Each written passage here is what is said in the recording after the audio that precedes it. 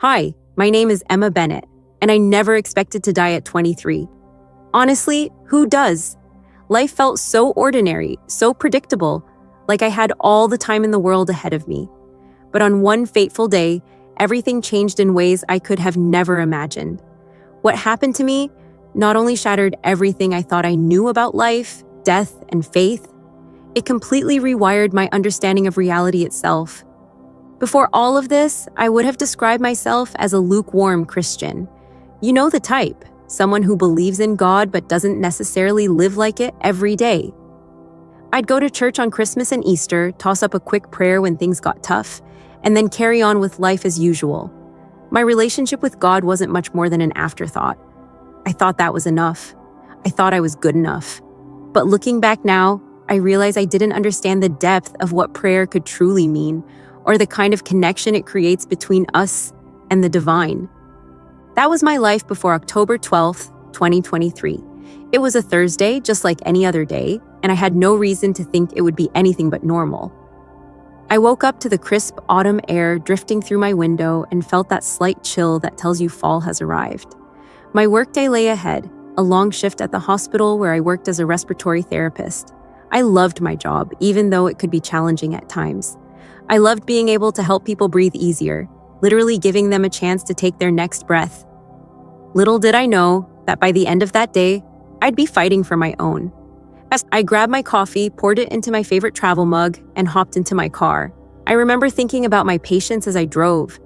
There was this little boy named Tommy in the pediatric ward, a bright-spirited kid battling severe asthma. He had been on my mind a lot that week. I was brainstorming ways we could improve his care plan, hoping we'd see a breakthrough soon. My mind was so preoccupied with my day ahead that I didn't notice the truck until it was too late. They told me later that the truck driver had fallen asleep at the wheel. He'd been working back-to-back shifts, and his semi-trailer veered across the median, slamming into my car head-on. I don't remember the exact moment of impact, but the aftermath has been described to me in great detail by the emergency responders who arrived at the scene. The crash was catastrophic, my car was crushed like a tin can, and my body, well, they said it was a miracle they were even able to identify me. Clinically, I was dead. No pulse, no breathing, nothing for 7 minutes and 42 seconds. But those 7 minutes and 42 seconds, they weren't nothing. In fact, they were more than everything. I know that doesn't make sense yet, but it will. Those minutes contained an eternity of understanding that changed me forever. The moment of the crash wasn't what you'd think. I wasn't overwhelmed with pain or terror. Instead, there was this blinding flash of light, like the sun exploding in my mind. And then, peace. Total, overwhelming peace. I didn't feel my body anymore. No broken bones, no weight, no pain. It was as though all the noise of life, the stress, the fear, the worries, had been muted. I felt free. And then I was somewhere else. It's so hard to describe, but I'll try. Imagine a space that isn't really a space. There were no walls, no floor, no sky, just endless light. It wasn't harsh or blinding. It was soft and warm, like being wrapped in pure love. It was the kind of light that didn't just shine on you, it shined through you, revealing everything about you, yet making you feel completely accepted. I wasn't scared. If anything, I felt more at home there than I ever had on Earth. What I saw next took my breath away, or at least it would have, if I'd still needed to breathe. In this space, I became aware of countless threads of light crisscrossing around me. They were vibrant, moving, alive. It was like standing in the middle of a living tapestry, each thread pulsing with its own unique rhythm and color. And then, somehow, I just knew what they were. Prayers. They weren't just words or thoughts floating off into the ether. They were alive, real, and tangible. Each one carried its own unique energy, its own purpose, its own soul. Some of the prayers were focused and intense, like beams of light cutting through the fabric of reality. Others were softer, almost hesitant, like whispers trying to find their way. And still others were diffuse, as if they had been offered with doubt or distraction. I could see the difference, feel the difference. It was as though I were standing in the heart of creation itself, witnessing how prayers connected the physical and spiritual worlds. And then I realized I wasn't alone. I didn't see him at first, but I felt him. A presence beside me. When I turned, I saw what I can only describe as a being of light. Not an angel in the way I'd imagined from Sunday school, with wings and a halo, but something far more radiant and profound. This being didn't just emit light, it was light. And yet, I could sense intelligence, compassion, and power emanating from it. "You've been chosen to witness this," the being said, but not with words. Its voice resonated directly within me, like it was speaking to my soul. "Because your understanding needs to grow, and through you, others will learn." That's when I knew. This wasn't just about me. This was about something far bigger. I was being shown a glimpse of the divine, not for my own sake, but so I could share it with the world. I didn't know then what the full scope of that would be. All I knew was that my life, my soul, had been forever changed in that moment. As I stood in that radiant space, enveloped by the living tapestry of prayers, the being of light introduced himself. "I am Gabriel," he said. The name hit me like a wave of recognition, even though I'd never encountered him before. This wasn't just an angel in the sense of a figure I'd imagined as a child. This was a messenger of divine truth. His presence was overwhelming yet comforting, commanding yet gentle. It was as if he carried the weight of eternity within him, but spoke with the warmth of a close friend. "You've been chosen to see this because your understanding must deepen," Gabriel said, his voice resonating through my very being. "And what you learn here, you will carry back to others." I felt humbled and honestly a little afraid. Chosen? Me? I wasn't anyone special. I wasn't a theologian or a saint. I was just a young woman with more questions about faith than answers. But Gabriel's gaze, or what I interpreted as his gaze, held no doubt. He saw something in me I couldn't see in myself, and I felt a flicker of courage rise within me. "Come," he said, gesturing for me to follow. Although I had no physical body in this place, I somehow moved alongside him effortlessly. He guided me toward what I can only describe as a vast cosmic control room. There were no walls or ceilings, but the space was alive with streams of light crisscrossing in every direction. It was as though I were standing inside the engine of the universe itself. "This is where the prayers of humanity meet the divine will," Gabriel explained. "Here, you will see how prayer is not just a plea or a wish, but a creative force that shapes reality." I stood in awe as Gabriel directed my attention to one specific stream of light.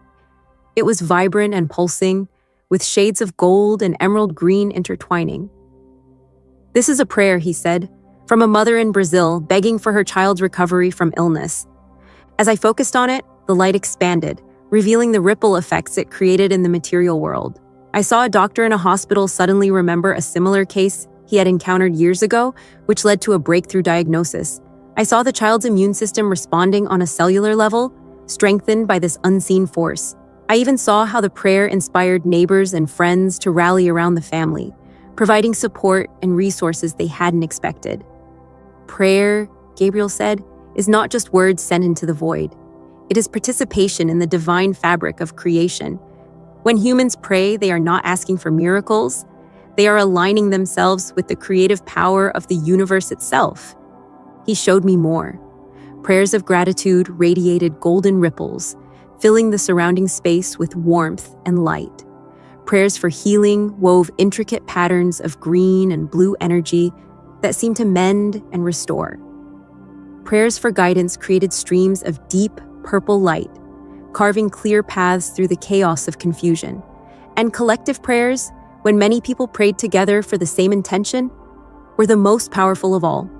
These prayers created massive, resonating networks of light that could shift entire situations, influencing the thoughts, emotions, and circumstances of countless people.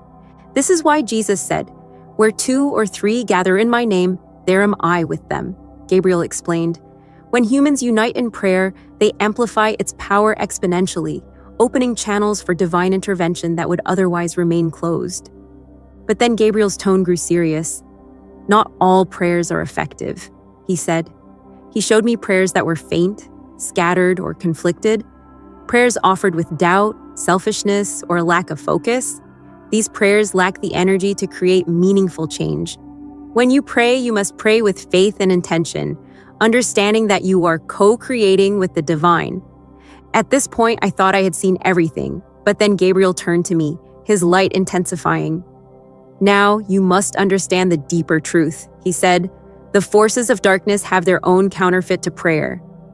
Suddenly, the luminous space around us dimmed, and I became aware of shadowy threads weaving through the light.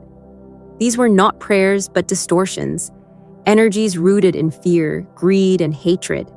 Gabriel explained that these dark threads represented the collective will of those who aligned themselves with selfishness and separation, and they too influenced reality, though in destructive ways. This is the truth about the mark of the beast, Gabriel said, his voice grave. It is not merely a physical mark or symbol, it is a spiritual alignment. To take the mark is to choose fear over love, greed over generosity, and separation over unity. It is to align oneself with the forces of darkness, knowingly or unknowingly. I was stunned. I had always thought of the mark of the beast as something external. A chip, a barcode, something imposed on people by force. But Gabriel revealed that it was far more insidious than that. It was a choice made in the heart, a spiritual allegiance that influenced every action and thought. What about those who don't realize they've chosen it? I asked, desperate to understand. There is always a chance for redemption, Gabriel said, but it requires awakening. It requires people to see the truth, to turn away from the path of darkness and align themselves with love, compassion, and divine purpose. He then showed me a vision of the world, a timeline unfolding before my eyes. On one side, I saw humanity descending into chaos, driven by greed, division, and fear. On the other side, I saw a great awakening, where people began to realize their interconnectedness and turn toward light and love. The two paths were intertwined, constantly shifting based on the collective choices of humanity. This is why free will is sacred, Gabriel said. The power to choose is what defines your existence, and every choice, no matter how small, either aligns you with the light or the darkness. I could feel the weight of those words settling over me. Suddenly, I understood that this vision wasn't just for me. It was a message for everyone. Gabriel's light softened as he turned back to me. You must carry this truth back to the world, he said. Help others see that their choices matter. Teach them the power of prayer, the importance of love, and the need to reject the forces of fear and separation. And just like that, the space around me began to dissolve. The threads of light faded, the warmth of Gabriel's presence ebbed, and I felt myself being pulled back into the broken shell of my body, back into the chaos of the crash site, back into the world I thought I had left behind. But something was different now. I had been forever changed. When I came back, it wasn't gradual. It was as though I had been flung back into my body with all the force of reality crashing down at once. The pain was immediate and overwhelming. I could hear muffled voices, paramedics working frantically around me. My body felt heavy, broken, like it was barely holding together. But even in that moment, I had a profound sense of clarity, of purpose. The memories of where I had just been were fresh and vivid, etched into my soul in a way that I knew could never fade. I had seen the truth, and now it was my responsibility to share it. The days and weeks that followed were some of the hardest of my life. My injuries were severe, requiring multiple surgeries and a long road to recovery. There were nights I lay awake in the hospital bed, consumed by pain, wondering why I had been sent back. Why had I been shown such incredible truths only to return to a broken body and a broken world? But every time I felt doubt creeping in, I remembered Gabriel's final words to me. You must carry this truth back to the world. The weight of that responsibility was heavy, but it also gave me strength. I began to reflect deeply on everything I had experienced, replaying each moment in my mind like a film. The tapestry of prayers, the cosmic control room, the truth about the mark of the beast, it all began to crystallize into a message I knew I needed to share. As my physical body healed, my spiritual awareness grew stronger. I couldn't look at the world the same way anymore. Everywhere I turned, I saw the forces Gabriel had shown me, the threads of light and shadow weaving through the fabric of our lives. I saw it in the way people treated each other, in the choices they made, in the energy they carried. And I realized something profound. Every single one of us is part of this spiritual battle, whether we realize it or not. But Gabriel had also shown me hope, a vision of humanity waking up, choosing love, and aligning with the light. I clung to that vision in my darkest moments, believing that if I could share, even a fraction of what I had seen, it might help others find their way. The first time I tried to explain my experience to someone, it was terrifying. How do you put something so otherworldly into words? How do you convince people that the spiritual realm is as real as the ground beneath their feet? But I quickly learned that the truth has a way of resonating with people. When I spoke from the heart, when I shared my story without fear or hesitation, people listened. I started small, sharing with friends, family, and even some of my colleagues at the hospital. And then, as I grew stronger and more confident, I began speaking to larger groups. Each time I told my story, I could feel the weight lifting, as though I was fulfilling the mission Gabriel had entrusted to me. The most important part of the message I carried was this: we all have a choice. Every thought we entertain, every action we take, every word we speak, it all aligns us either with the light or the darkness. And prayer, as Gabriel had shown me, is one of the most powerful tools we have for aligning ourselves with the divine. I started encouraging people to pray not just in times of need, but as a daily practice, as a way of participating in the creative energy of the universe. I taught them what Gabriel had shown me about the different kinds of prayers, gratitude, healing, guidance, and how each one has a unique power. I shared the truth about collective prayer and the incredible resonance it creates when people unite their hearts and intentions. But most importantly, I spoke about the mark of the beast. I wanted people to understand that this wasn't some distant, apocalyptic prophecy. It was happening here and now, in the choices we make every single day. To align with the forces of love, compassion, and unity is to reject the mark. To fall into fear, greed, and division is to accept it. As I shared these truths, something incredible began to happen. People started coming to me with their own stories. Moments when they felt the presence of God, times when their prayers had been answered in ways they couldn't explain. These conversations filled me with hope, reinforcing what Gabriel had shown me, that the light is stronger than the darkness, and that humanity has the power to choose a better path. Looking back now, I realized that my near-death experience wasn't just for me. It was for all of us. It was a wake-up call, a reminder that life is so much more than what we see on the surface. We are spiritual beings, deeply interconnected, and every moment we have on this earth is an opportunity to align ourselves with the light. So, what does this mean for you? It means you have a choice, right here, right now. You don't need to wait for a life-altering experience to awaken to the truth. You don't need to be perfect or have all the answers. You just need to open your heart, embrace love over fear, and start participating in the divine energy that surrounds us all. Start with prayer, pray with intention, with faith, and with the knowledge that your prayers are not just words. They are powerful, creative forces that can shape reality. And don't stop there. Live your life in alignment with the principles of love and compassion. Reject fear, division, and greed in every form they take. This is the path to rejecting the mark of the beast and embracing the light of Christ. This is how we win the spiritual battle that is being fought all around us every single day. As I sit here today, alive and forever changed, I want you to know this. There is hope.